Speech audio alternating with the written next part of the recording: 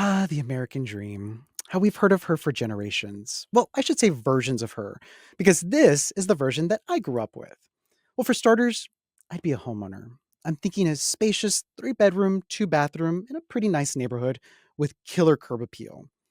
And then I'd have that weird, not a give it average of 2.3 kids, and I'd probably send them to a very overpriced, prestigious school. Even that 0.31, because I love my kids equally. And for me, I'd be a doctor or a lawyer or some other career that my parents would be able to gush about to their compadres. Oh, mijo, fíjate, he's doing really well for himself. We're very proud of him. Now, clearly, I emphasized the dream part of that American dream scenario because that's not my life. I'm a longtime renter, I'm a dog parent. And even though I'm not saving lives like a doctor would, I'd like to think I'm changing lives with my podcasts. And I'm okay with that. I'm pretty happy with how things are going. But that doesn't negate the fact that I was conditioned to want a lot for myself by my parents, by society, and by culture at large. Because to be American means to have high expectations for yourself and for this country in pursuing your personal and professional successes. I should be able to do this. I should be able to afford that, regardless of my race, gender, religion, lo que sea. In essence, life should be easy in this country. But that hasn't always been a reality for a lot of folks, especially in the face of institutional racism and poverty. And with unemployment still high, bills mounting, and individual rights seemingly in limbo, does any of that sound like the promise of America? I'm Jorge Olivares, and I'm asking, what do you really want from America? And is it able to give it to you? This is Hyphenacion, where conversation and cultura meet.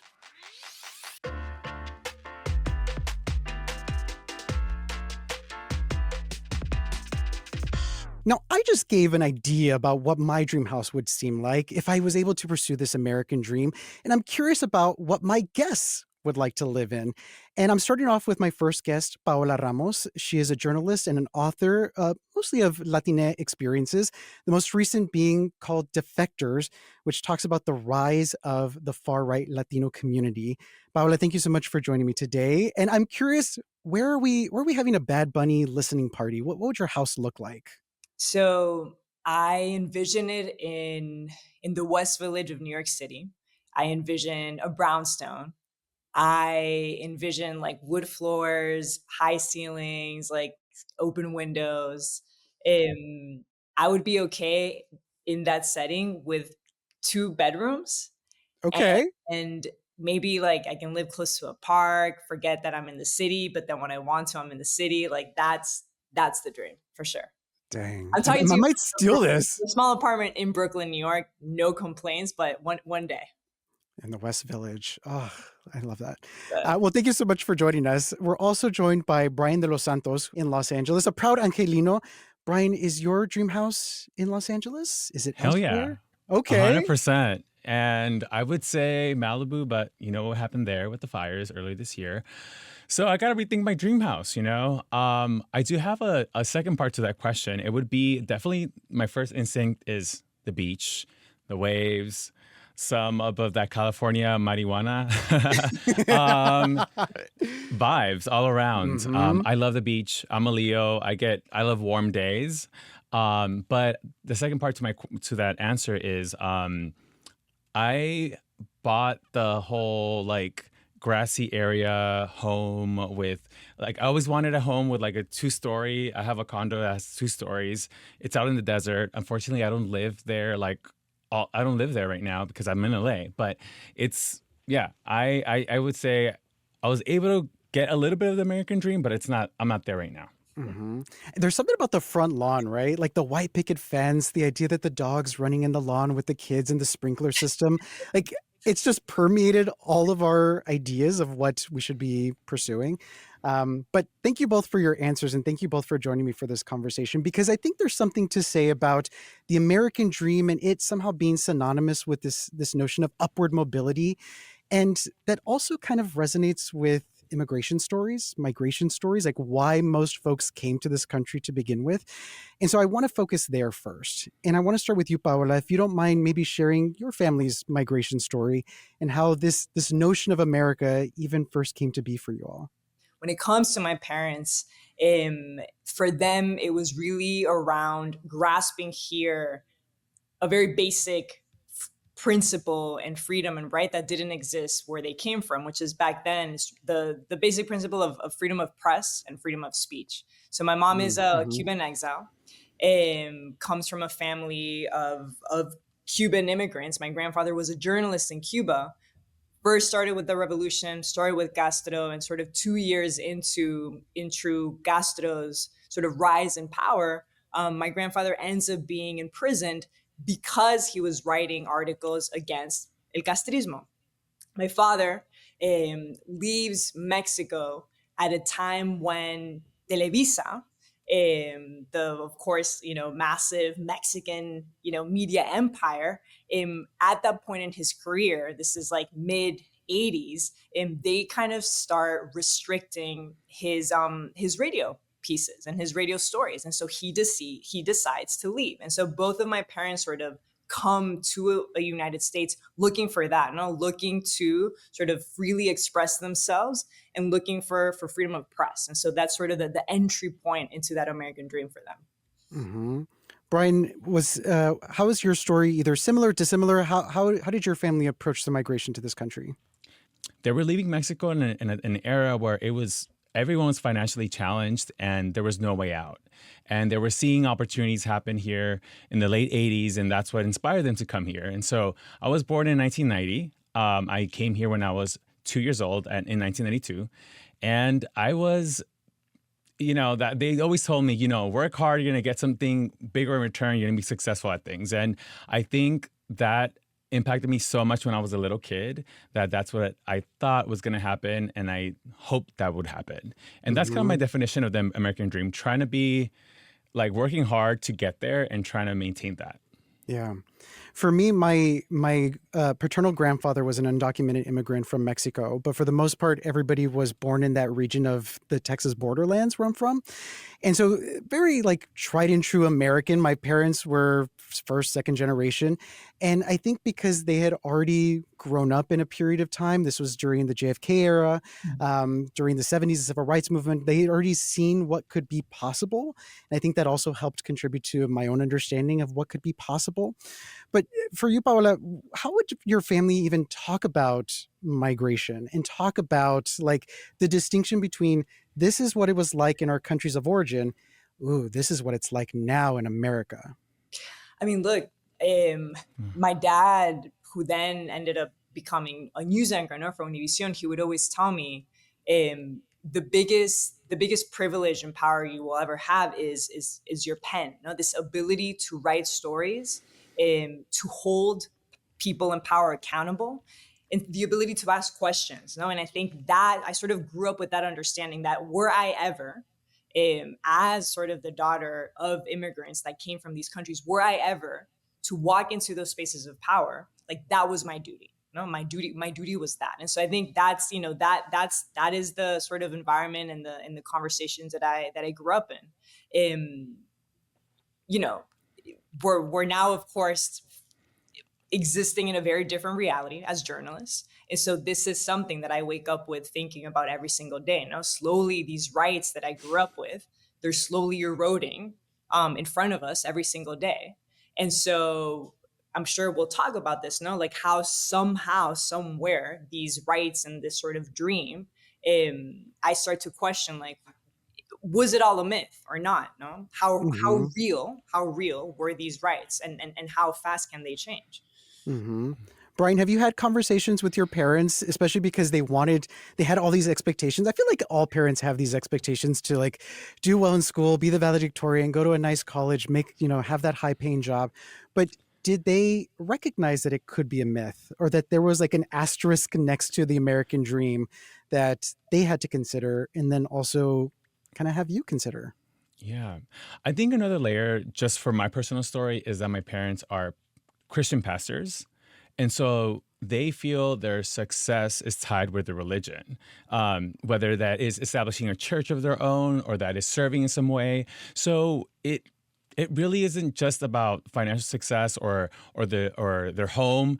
FYI, my parents were undocumented when they came into this country. They ended up buying a house. The market crash happened in 2008, 2007, 2008, and they were impacted. And I think that's when they realized, oh, this is hard. You can be an immigrant, you can be a good immigrant, you can do everything by the book, and you will still fail, honestly. And the reason why I was like, yes, like the myth is because I feel like so many of our immigrant communities have been impacted by the American dream, like the title of the American dream, you know? And I do believe millennials, no shade to anyone else and no shade to any other generation, All right, but we I take think it. millennials are redefining what that American dream is. Like I am talking to my friends about like, they're not getting pregnant, you know? Mhm. They're like some couples are like, I don't care about buying a house anymore. Like I want to be stable and I want to go on vacations with my family. Like do I care about a home? I don't know. So we'll see. Hmm.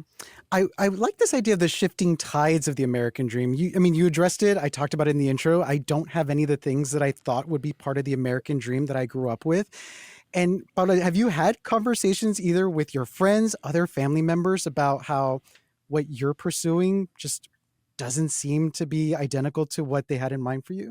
Well, I mean, I'm thinking of what I was thinking when I was 5, and I think that's the thing. This American dream sort of like corrupts your mind, and it pushes you to believe that you're supposed to meet certain measures. Like I thought that by the time I was 37, which is what I am, I thought that I would be married to a man. I'm a lesbian. I thought that I would be, yes, like living in Hmm. this house.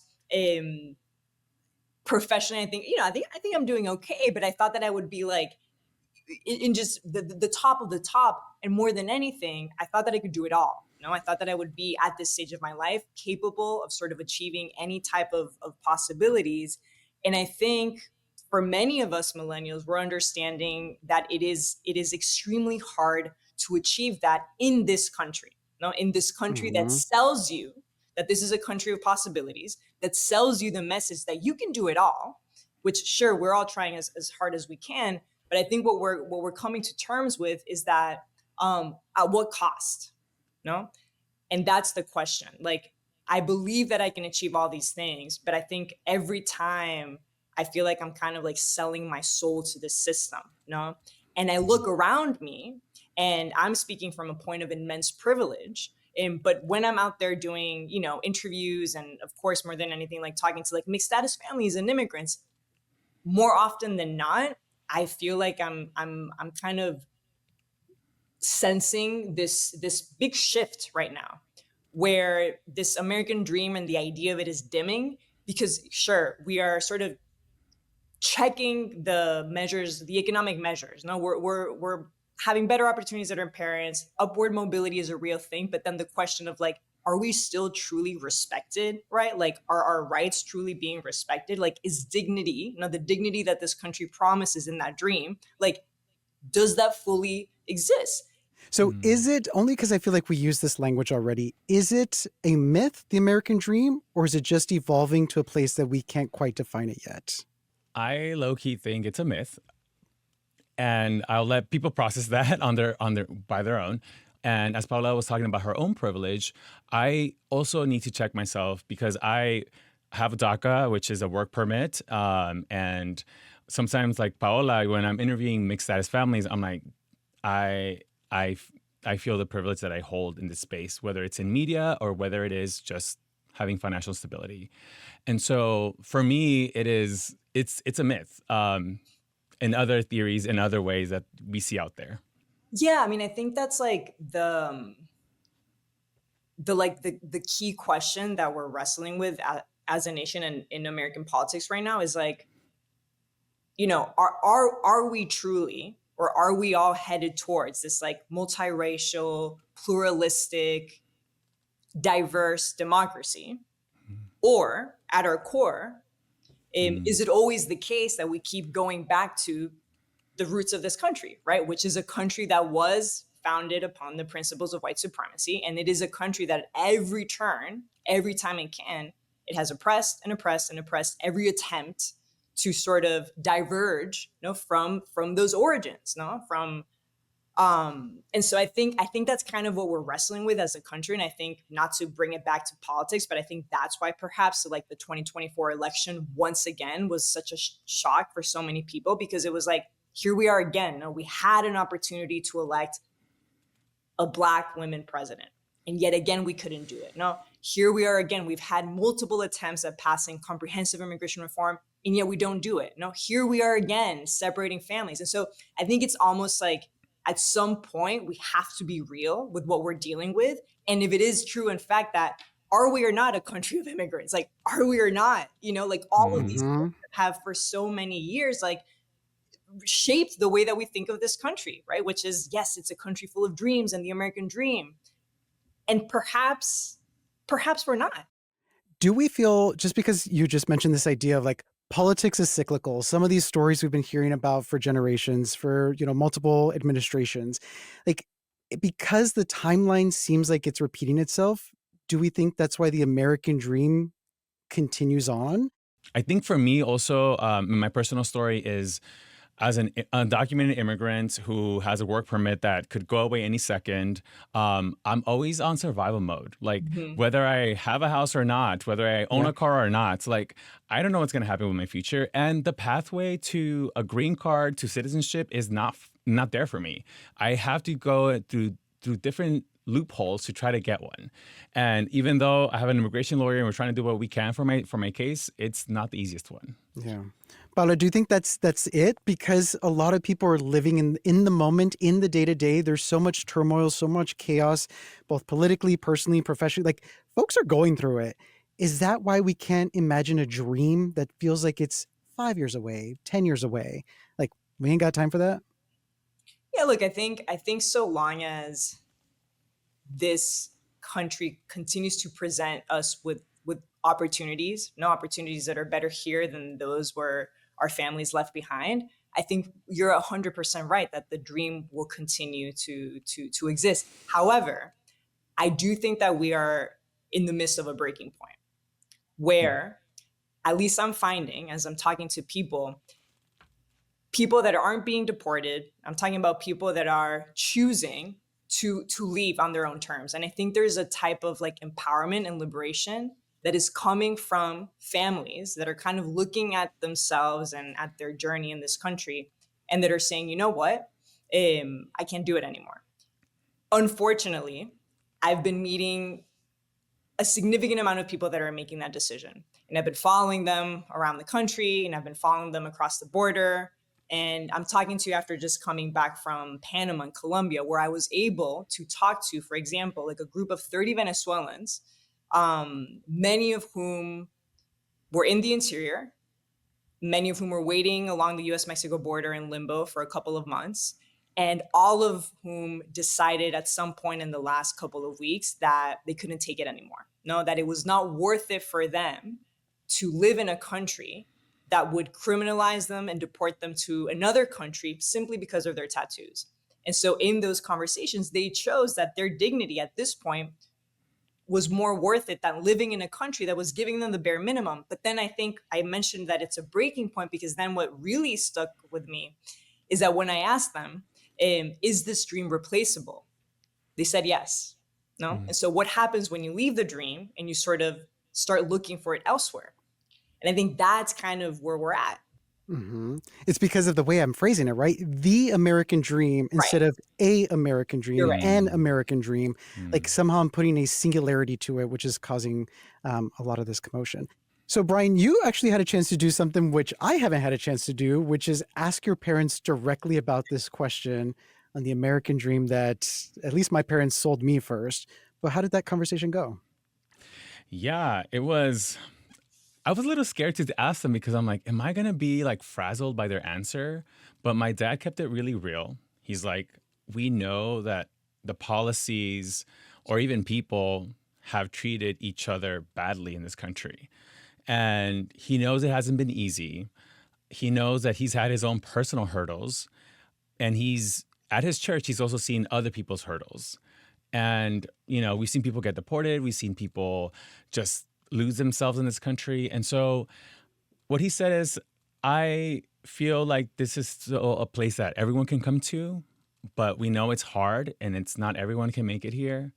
And I feel like I'm still happy being here. Like he says he's not gonna bag on the US. He's not gonna talk bad about the US, but he says he understands how people experience the life here. And he's happy where he's at. He leads a church, he's a pastor, and I'm proud of him as his son that he's doing what he wanted to do. Nice. Paola, have you had a chance to talk to your parents about this, or saving it for Thanksgiving?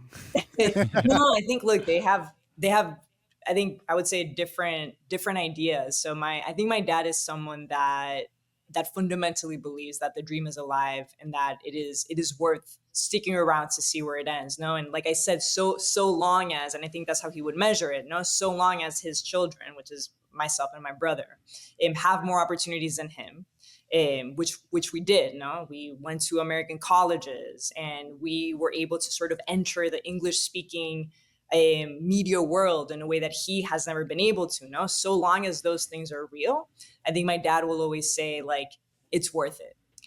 My mother, my mother left the United States 2 years ago, so my mom now lives in Spain. She's in Madrid, and I think that's given her a lot of perspective, not to be able to see the U.S. from afar, particularly the U.S. that we're sort of evolving into and turning into. And I think she would probably say, if I were to ask her, like, would you ever come back and live here on your choice voluntarily? I would assume that she would say no, because I think that in Spain she has found a certain like peace. She also is a journalist, and so I think kind of like leaving the crazy world of American journalism and like the newsrooms, I also think maybe that has something to do with it. No, she's not as No crazy as kidding. Stu, but I think like there's a level of like calmness and peace. Maybe there's something to like not living in the sort of like day-to-day competitiveness, no, it's sort of like all of us hustling. And I think she's content. And I think in her eyes, she would probably say that it's perhaps attainable elsewhere, not just in the US. Hmm. Yeah. I love that you alluded to essentially what I feel like what my parents would say, which is, I want to make sure my kids are all right. I Yeah. want to make sure that they are Mm. provided for. And so let's talk about the kids, which are us, and get to the question, which is at the heart of the episode, which is, what do you want from America? And what do you think it can give you? Brian, what is it that you want from this country that you came to in 1992? Oh, damn. You put it so deeply, it almost got me teary-eyed over it right now. Um, I've been, for some reason, the past few months, I've been talking to students, I've been talking to people on the street when I've been interviewing people. And the one thing that I come back to is, as an immigrant in this country, I just want to be treated like a human. I don't want to be seen as a policy story. I don't want to be seen as like a tax ID number. I don't want to be seen as anything else but just like, oh, he's a dude who wants to do this and that and is talented. And I think that's where, I could see the American dream be about as a human and be treated as such. But sometimes I feel like a number in this country. Um, so if I had a little magic wand and be like, Brian, what do you want out of this country? Is people respect each other and are more empathetic, even though that's a controversial topic out there that empathy is not a Empathy? thing. It should, yeah. So, yeah, I want to be treated more humanly. I like that. Paola, what would yours I be? have to agree. I mean, I think it's yeah, just to have this country like love you back entirely. And I think the expectation was that at this time in history, in the year 2024, I think the expectation was that, um, just talking about myself, like as queer people in this like diverse nation, the expectation was that we would be more loved. And I don't think we're definitely not there yet. And so I think I expect like a very basic level of humanity and love. And I expect that in these moments of like transition, I expect this country to like really truly uphold its like democratic norms and institutions that allow for these dreams to be alive. You know what I'm saying? So like Hmm. at a time when there's so much uncertainty, like my expectation, and I'm not a religious person, but I pray for this, is that those core democratic norms are like unshakable, no? And Yeah. that's the expectation I have. And I think that's what makes this country allegedly, in theory, exceptional, no? That no matter who's in power, that no matter how different our dreams are, that no matter what, we're at least defended by these like basic principles and, you know, the rule of law. And so I hope that's real. Yeah. You witnessed part of this transition, especially as it's documented in your book Defectors, because it's talking about the rise, or at least now folks are becoming a bit more aware of the conservative wing of the Latino community. So if you can share a little bit about maybe what they told you about their dreams and desires of what this country should give them. The story is that we believed, you know, that as Latinos, our American dream looked a certain way. I think what we're also understanding is that for those over 45% of Latinos that voted for Trump, I think they are showing us that the American dream can be corrupted, knowing that there's a point in this journey where like individualism and capitalism and our sort of ambition, no, to make it in this country, our ambition to assimilate, our ambition to attain power, our ambition to be at the top, that can lead a lot of people, including Latinos and including immigrants and including Black and Brown people, that can lead you to a more corrupted, darker version of the American dream. Now, that can lead a brown person to find something extremely appealing in Trump's version of the American dream, which is an American dream that is wider, that is less threatened by diversity. And I think is just like sitting with that reality, but then understanding, and I think that's kind of like the more interesting part, like posing the question to all the like Latino insurrectionists that I've interviewed and the Latino Proud Boys and sort of the border vigilantes that find something so appealing in Trump's like version of the American dream. The question that I now have for them is like, today in Trump's America, like how free are you? Like, did you attain that power? Did he give you anything?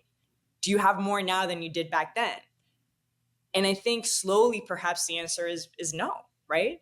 But I think the illusion of that dream, no, is more powerful, of course, than the reality, and that's what I believe. I would assume is what many of them are coming to terms with. Do you think that the American dream can only exist in competition to someone else's?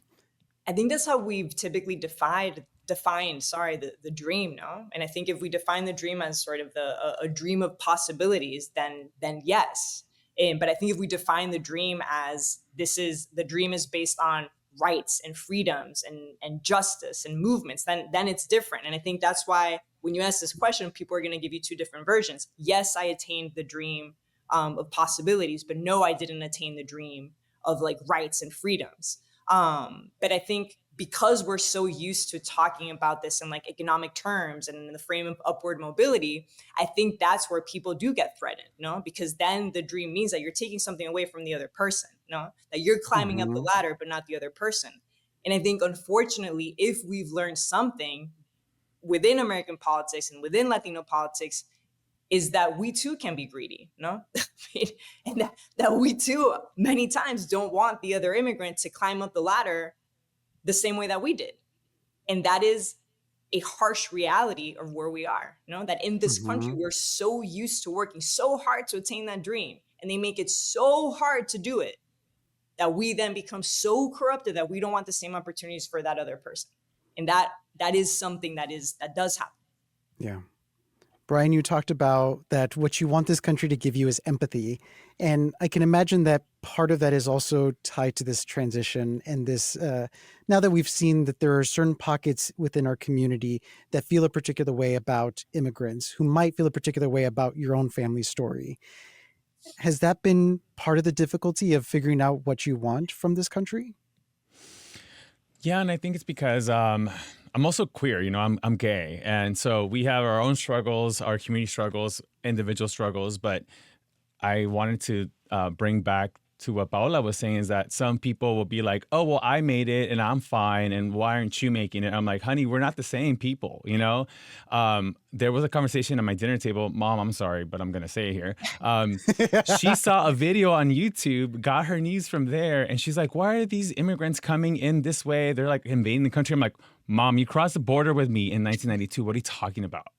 And I had to check her. I'm like, you cannot be like talking about this news that you got from YouTube that I don't know what channel she got it from, with all these bad references. I'm like, you are a leader in your community. You cannot talk about immigrants this way. You are one. And so just going back to the fact that Paola brought up, like some people will pull up the ladder away from the next person that's coming in. It's happening. And so for me, it is, it's just wild to see these things. Yeah. There's clearly a lot of storytelling that's happening, whether it's positive or negative, especially with regards to this. But as I mentioned, you're both journalists. Brian, you've had a chance to really explore your Los Angeles community that you've been a part of. Tell me some of the things you've had a chance to observe and hear from your Angelino compatriots. Of course.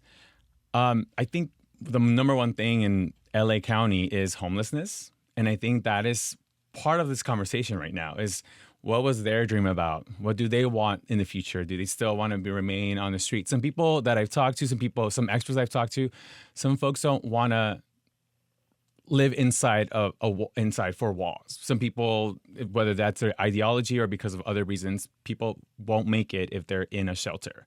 That's one big issue. The other issue is how different things have impacted the local economy, from COVID to the strikes in 2023 in Hollywood to now the fires.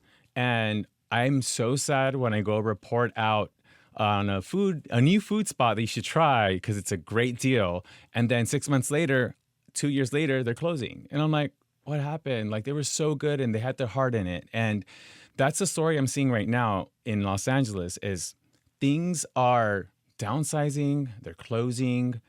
You might have even seen on Instagram or TikTok that LA is not popping at the nightclubs. You know, the girls are not buying bottles, honey. So everything's changing here. Yeah, the girls are not buying bottles. Oh, no. I don't know how it is in New York, Paola, pero, you know.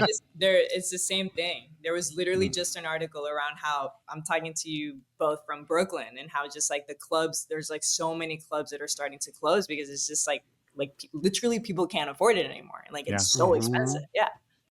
I do also want to say I did talk about what my dream home would be like. We each talked about our dream home. But to Brian's point, some people just want to be fed, want to have a roof over their head, want to have some of these basic necessities that come with being a part of this country.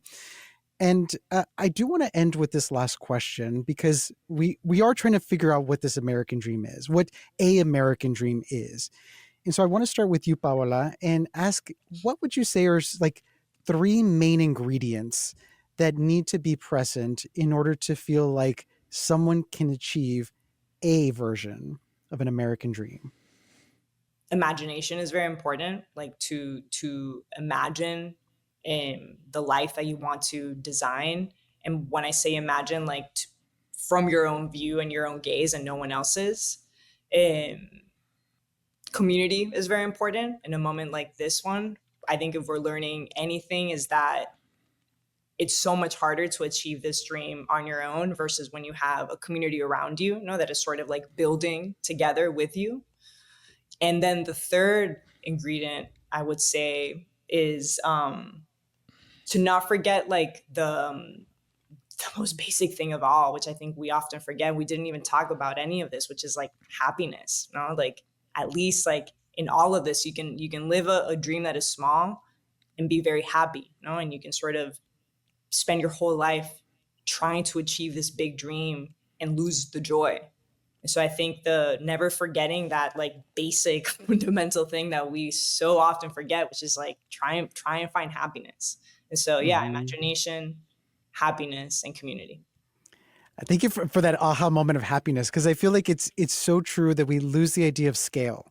Yeah. Someone's American dream can be this big. Someone's American dream can be larger than this, building that I'm in now. Yeah. It's all a matter of perspective. And so long as you find joy, that's where you're meant to be. Brian, I hope you didn't think you were getting out of this question. I What know. would you say are Hard. three main ingredients That is hard. to a particular American dream? How about I do a little tips that might help you get there? Okay. I th- I think um back onto like what brings you joy or happiness. What is something that is not your 9 to 5 that will help you just mentally gather yourself? For me, it is, my dog Bigotes. His name is Bigotes because he has mustache. He That's loves such a to go cute on name. walks, and he rescued me because I work a lot and I do a lot of things, but he reminds me to slow down. Mhm. I want to go and smell the roses, Dad. And I'm like, fine, we'll do that. And so I think it is like taking steps toward your happiness that will allow that to happen. I think we forget about like, these are great ideas, but like do the little steps in between. Another part to getting to your, to your American dream, I think it's also like the empathy part that I mentioned earlier is like, be empathetic towards other people. Sympathy and empathy are different things. Look them up, But I think it's treating others with respect and kindness, and you'll get that in return. In the sense of community and enacting the community is don't be afraid to ask for help. Like I'm definitely one of those Mexicanos that like don't like to ask for help because I'm like, I could do everything on my own. I'm a bad, but we need help. I feel that. Yeah, we need help, and it's okay to ask for it. It's not a bad thing. And so these are my little tips to add to the pot. To the melting pot that is America. Look at that. Just all these ingredients in order to make a nice little caldo. Well, I want to thank both of you for joining me for this. It really was an existential conversation about like, what are we doing in this like globe of life where we feel like we got it going on, but maybe not so much. Like, I just like having these hypothetical questions that allow us to think a little bit more about what we're placed on this earth to do. And so I could not have thought of two better people to have this conversation. So thank you so much for joining me today. Thank you. Thank This was like you. therapy, honestly. So I'm good for the week. Truly. Same. Canceling my session this week. literally. Do it. Why not? And I do want to remind our listeners, if you want to send us your thoughts about what the American dream is or what your version of the American dream is, please send us an email at hyp@kqed.org, or if you want to send us an idea for an upcoming episode. But until then, peace, everybody.